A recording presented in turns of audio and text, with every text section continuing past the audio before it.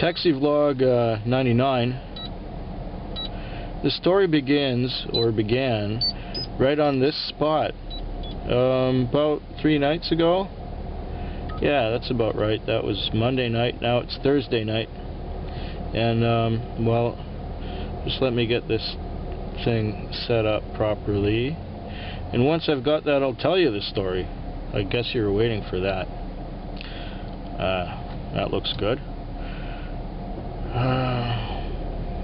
Now let's hope this thing doesn't send me somewhere, and we'll go on with our story.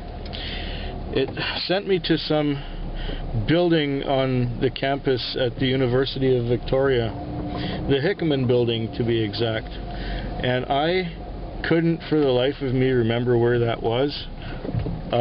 So I called the number, and the woman on there said, well, you go past this building and that building, it's about halfway around the ring, and then you hang a left, but you go for a right, you go through the restricted area sign, and you drive back there, and I should be around the corner at the door. Now, this kind of thing always confuses me because I'm much more visual, and when you say left, right, it just you know, I can't do it. I have to see it. When I see it, I'm good at it, but when I don't see it and you describe it to me like that, it just confuses the shit out of me. Anyway, I got there, and you know, I should have recognized when they showed her name on the screen, because she has not an unusual but uncommon name. She has.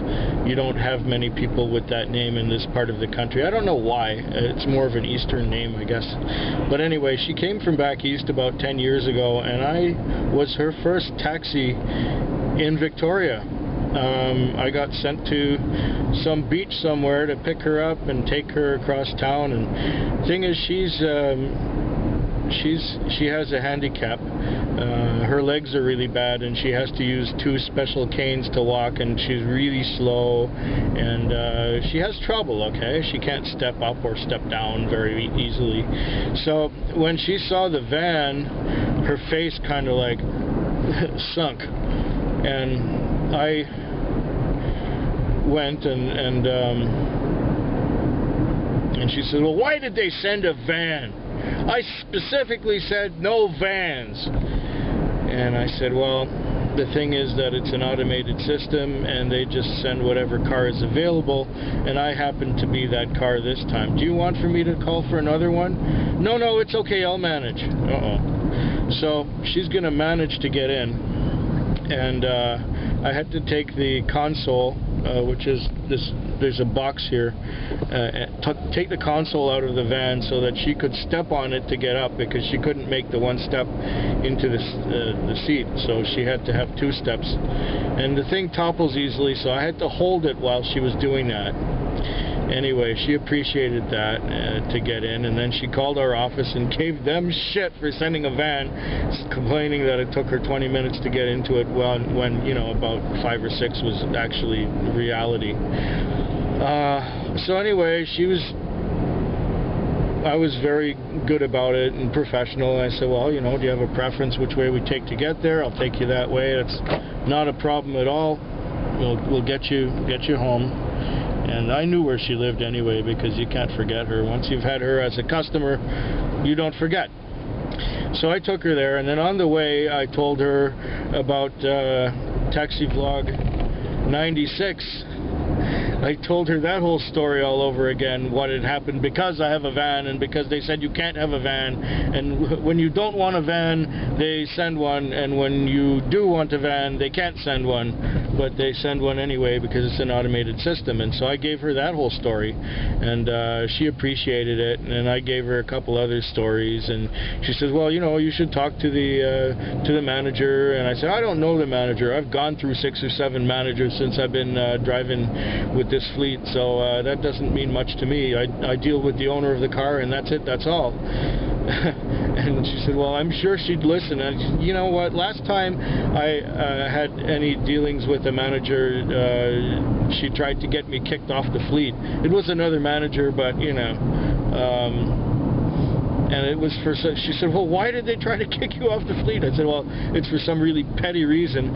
It's because the guy who was the manager's buddy who owned the cab was complaining that I earned too much money and he didn't want to pay the income, unemployment insurance on the amount of money that I made.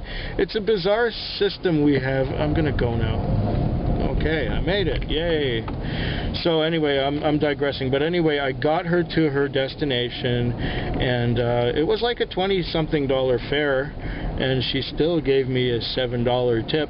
So I must have done something right, even though I was driving this wretched van.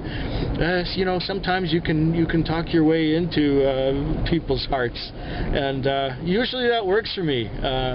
Usually, you know, if I have people that seem to be on edge and they're kind of, don't trust cab drivers, don't trust those guys, we're gonna make this guy, you know, do it right, we're gonna straighten him out. They get in, we start talking, they're put at ease, they relax right away, they know I'm alright, I'm not gonna pull anything. A lot of them have had me drive them before and they were satisfied and everything was fine. So it's all good. So, you know, even the most difficult customers, sometimes I can get them to be all right. And I guess I've had a bit of practice. It's 17 years on the job. Only missed one day because of illness. I won't tell you what the illness was. Anyhow, that was Taxi Vlog 99. We're getting really, really close to the 100 mark. It only took 3 years. I'll see if I can think up something special for the 100. I think I've run out of vlog ammo right about now, so have a good one till next time. Good night.